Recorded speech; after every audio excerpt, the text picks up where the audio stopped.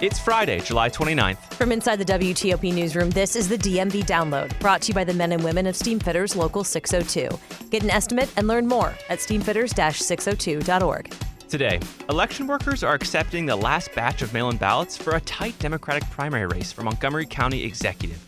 WTOP's Kate Ryan tells us why this runoff between incumbent Marc Elrich and businessman David Blair, despite its length, is just part of a step-by-step ballot counting process. They have to be opened, they have to be processed, they have to be organized. Then they go to, again, this table in this huge room where a Republican and a Democrat sit side by side. And while some ballots are still coming in, the candidates running for Maryland governor are set. And Kate says despite the fact that Democrats in the Free State outnumber Republicans 2-1, Wes Moore has said not so fast. He has made very clear in multiple interviews he takes this very seriously. He is not dismissive of Cox. Thanks for joining us. I'm Megan Cloherty. And I'm Luke Garrett. Well, it's a nail-biter. In the weeks since the Maryland primary election, the lead in the Montgomery County executive race has seesawed back and forth between incumbent Marc Elrich and businessman David Blair. And some might remember we've seen these candidates do this dance before. To explain where we are now, we bring in WTOP's Kate Ryan, who covers Maryland politics. Kate, thank you for being here. You bet. So it's kind of, at least to me, it's a little unreal that we're here a week after the election, a little more than a week after the election, and we still don't know who has won this thing. Can you tell us where things stand in the race for county executive and how close it is? The last count, this was Wednesday night's results because they took Thursday off. You had David Blair leading Marc Elrich by 145 votes. 145 votes. They had been, as you said, seesawing back and forth. And Elrich had said Wednesday when we talked to him that he was feeling pretty confident that things would work out, but said he also said, I don't get excited. I don't jump up and down when I see I'm ahead because it's the long haul. Right. Every vote is going to matter here. And so where does his confidence come from? Does he think that the provisional ballots are going to benefit him? Well, keep in mind, it's not just provisional ballots that haven't been counted yet. There are tens of thousands of ballots that have been received but not tabulated. Got it. And that's, I think we all look at, well, they took them in. Where are the votes? Where are the results? And you're getting them bit by bit by bit. They're still working on some of the votes that came in on the 26th, for example. So and you'll understand when we get to the process why this is taking so long. Right. Yeah. And so, to the best of your knowledge, when will we get the results? August 12th is the date that they're shooting for. Now, keep in mind, this includes every vote that was cast in early voting, the votes that were cast election day, then the mail-in ballots, provisional ballots, and what are called web-requested ballots. They have to get them all tabulated and then certified. And again, this is Montgomery County in particular, where this is taking long because it's a large county. Mm-hmm. And every time they tabulate at the county level, that has to be forwarded to the state. The state then has to process it. And we don't see those results until the evening, sometimes as late as 9, 10, or 11 o'clock at night. And we were talking in the newsroom about just how detailed this process is, which you kind of hope it is. As a voter, you're hoping that they're taking everything seriously.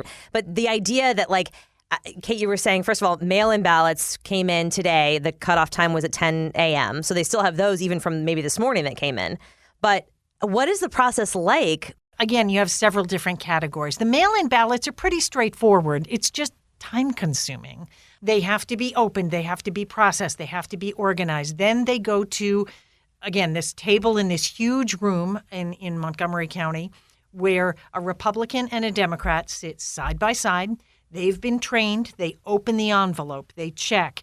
Each person gets to take a look at the ballot. If there's any question, up go the hands. A county attorney, he's actually the attorney for the Board of Elections, comes on over, goes through it with them. If there's a question that has to be brought to the 5-member Board of Elections, they bring it over there. And this is when, by the way, this is all live streamed, and it's actually kind of interesting. I know some people in this area like watching paint dry, but really it's actually interesting. You'll see this flurry of activity, and campaign observers who are allowed to observe cluster around as they listen to the conversations. And that's when, well, did they mean this? They actually marked the ballot here and then circled. And there was an instance where someone actually X'd something out and said, no, here, and then circled the bubble they wanted to be counted. So you have to look at it, what was the voter's intention? Is it clear? Is it not determined, et cetera? Weren't you saying earlier, too, that there's something where they actually have to, like, fill out a ballot for someone? Yes. And this is where, okay, there are provisional ballots. And here's how the provisional ballots are done. Those are the cases where, let's see, on Election Day, I show up and I go, I didn't get my mail-in ballot.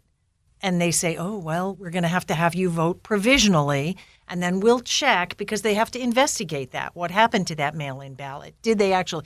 Is this person trying to vote twice? Well, I mean, you don't assume criminality, but it's just a check of, was there a screw-up here, and can we sort it out? So they'll say, okay, you have to vote provisional, and that means you fill out a provisional ballot that's specially marked. All the documentation has to be handled then and there, so that by this time, when the provisional ballots are opened, someone has to be able to look at it and go, no, what happened here? They have to look at all the documentation that is attached to each and every provisional ballot. There are currently 8,030 provisional ballots. How many people are going through this, like all these? I mean, you're asking a good question. On staff year-round, Board of Elections, 10. That's on staff county employees who are employed by the Board of Elections. Wow. I cannot tell you. It's really worth a visit to your Board of Elections sometime to see the preparation that goes into this. Oh, I bet. It is monumental. So the same teams of those elections workers are sitting there and going through each and every of these provisional ballots. And then again, if there's a question mark, well, they said they got. So that's one category. Then we have the web-requested ballot. And a good example of this is, let's say you're military and you're concerned that the country that you've been posted to does not have a great, reliable postal service. You might request to get the ballot emailed to you. And it's, again, for people concerned about, oh, God, email and what kind of chicanery could go on there, there is a code that is given to you. It's secured. Right. So that you can download it and print it out on your printer on 8x11 paper, just like I'm holding in my hand, and send it back. When they get it at the Board of Elections, they have to take that 8.5x11 paper, which cannot be put through a machine, and take the cardstock ballot that you and I filled out on Election Day and bubble that in. I liken it to having to bubble in somebody else's SAT answers for them. It is a painstaking process because there are more than 700 ballot styles. 700. So they have to, for every variation of, are you in District 39 in Maryland or District 1? Oh, are wow. you in Congressional 6? That's why this is such a painstaking process, and that's why they were asking people, please don't ask for the web elected. Unless you're one of these folks who is, and they got these ballots from Scotland, from Australia. Gilberto Zelaya, who is the public information officer from Montgomery County Board of Elections, mentioned another country. And he said it's really fun and exciting to see that this really works, right? These people from so far away are able to exercise their right to vote. So, you've got that going for you, but it takes a long time. And Kate, you've really waded into this voting electoral process here in Montgomery County. And it comes at a time when there are some doubts being cast about elections. So as you've dived into electoral politics, or electoral counting, rather, what do you make of those criticisms or doubts cast upon elections? Look, there are mistakes that get made. I believe it was Baltimore City. There were missing flash drives. But there is a safeguard to this. There is another way to count those things in the machines themselves. And I must say, again, when you go and watch this done, they have special tamper tape and special keys, and everything has to be. It reminds me of watching pilots, check, check, wings, wings, brakes, brakes. Everything is called out one to somebody else, like, here's what I'm doing, opening the tamper tape, I've opened the tamper tape. I'm doing this, I'm placing the tamper tape on. So there are a lot of safeguards, but there can be screw-ups because this is an incredibly complicated process. And it reminds me very much, there was a 1965 book written by some older folks like me may recognize the names, Chet Huntley and David Brinkley, and the staff of NBC News called Somehow It Works. And that was on the 1964 presidential election. And I often think of that, like it looks like a mess right now, but somehow it seems to work. It's fascinating. Yeah. Moving now to the known winners of the Maryland primary race for governor, which is such an interesting race. Let's start with Republican Dan Cox. He clinched the Republican ticket the night of the primary with what some called a surprisingly decisive victory. What does he want to do as governor? What do you know about his platform if people aren't familiar? Okay, well, Cox, who has leaned into conspiracy theories about the 2020 election, but interestingly hasn't challenged the election results in his own victory. So we should, I thought that was interesting to note. He wants to end mask, vaccine, and health mandates that he says are unconstitutional. The progressive values of bigger government, of more lockdowns, of vaccine passports, of jabs for jobs, these are out the window in my administration. He wants to, quote, free schools from what he calls political or gender ideological indoctrination. And he's concerned about election security.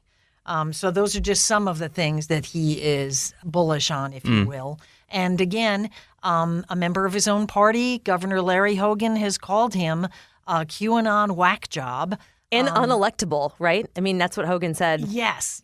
But, you take a look at these results, and it's pretty stunning, especially because he was up against Kelly Schultz, who has a track record in the Hogan administration. She's held high posts like Secretary of Commerce. She was seen as a solid candidate, and somehow I think she came up 40% to Cox's 56%. So where does this internal turmoil within the Republican Party in Maryland leave this party? That is something I got to tell you is above my pay grade, and I'll defer to the folks over at Maryland Matters. But I will tell you that it was the quote from Doug Mayer, who worked on Schultz's campaign, that struck me. And this was a quote from Baltimore Banner. His phrase was, "The Maryland Republican Party got together and committed ritualized mass suicide." Wow. I mean, just a stunning remark from someone who has worked with the Hogan administration. Doug Mayer is a GOP stalwart, and he's despairing of what's going on in his own party. Again, that's beyond me to say where this leaves them, but it is interesting. There are a lot of questions about how conservative are Maryland Republicans. They used to be seen as much more moderate. There definitely are things shifting within the party, but I don't feel qualified to tell you where that puts them. Well, and obviously Hogan is making a bid for president, or at least he's talking about it. So he's removing himself from state politics, except to say that he has a huge influence over state politics. So it is an interesting place to be. On the other side of the aisle, Wes Moore snagged the Democratic ticket. He beat Democratic mainstays like Tom Perez and Peter Franchot. What does Moore hope to do as governor if he's elected?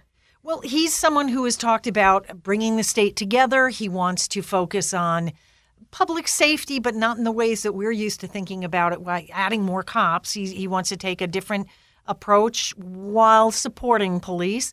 And education, he's talked about supporting the Kerwin plan. This is that multi-billion-dollar sweeping reform plan that looms large in the budget because they have to figure out how to pay for that, and also in improving education within the state. So he's got a very broad, sweeping job ahead of him and has outlined it in policy terms rather than a lot of specifics just yet.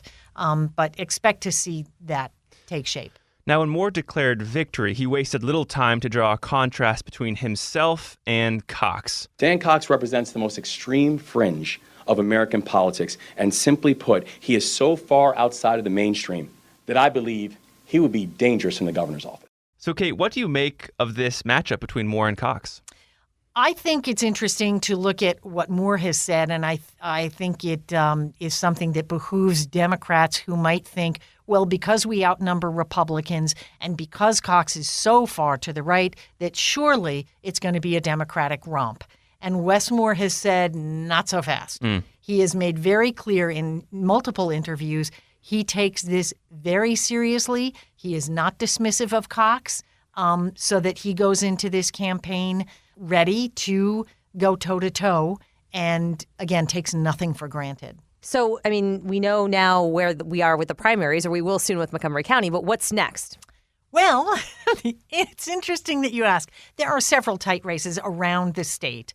And should these races become so tight that a challenger says, hey, wait a minute, I'm within 0.25% of my competitor, I could call for a recount. Yeah. So, and could that happen in the Montgomery County executive race among the Democrats? Last time around, it was 77 votes that separated them. Wow. 77. We have to see what's going to happen with this and whether or not the R word could come up. WTOP's Kate Ryan, thanks so much for catching us up on Maryland primary elections. Thank you. And I have to give a shout out to our folks at Maryland Matters, too, because I do check in with them. Yeah, they do great work. Indeed.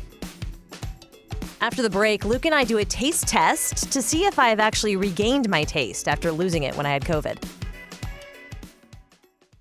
Backed by the experience of its hardworking members, Steamfitters Local 602 is ready to take on your next commercial, heating, cooling, HVAC, or refrigeration project. Steamfitters Local 602 adds value to our community through its partnerships with local contractors and building owners, all while keeping the focus on improving the lives of its members and their families throughout the DMV. For work that's on time and on budget, go to steamfitters-602.org to schedule your next project. That's steamfitters-602.org.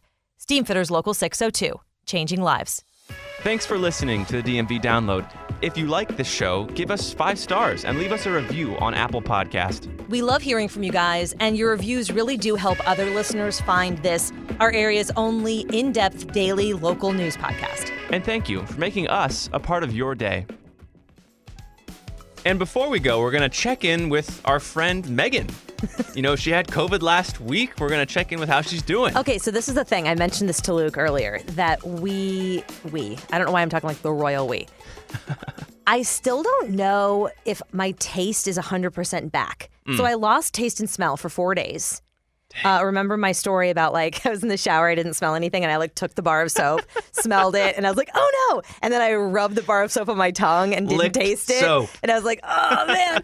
And I didn't have taste or smell. So taste came back first, then smell came back, and I was like, oh, I'm good. But since then, it's been a couple days, and I feel like things aren't tasting full. What do you mean? It's hard to say. Because what do you can't compare it to anything really other than the memory of what you think something should taste like. But last night I had ice cream and it was creamy, but the sweetness wasn't really coming through as much. And today with my coffee, I buy this type of coffee, which I know is bad. I should make my coffee, but I don't. I buy it.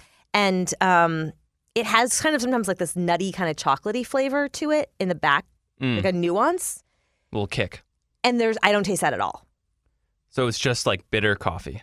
It does not even bitter. It's cold. I'm wondering if I'm smelling the coffee, but I'm not really tasting the coffee. What is that aftertaste again? It's a chocolatey kind of aftertaste. It's a chocolatey, yeah.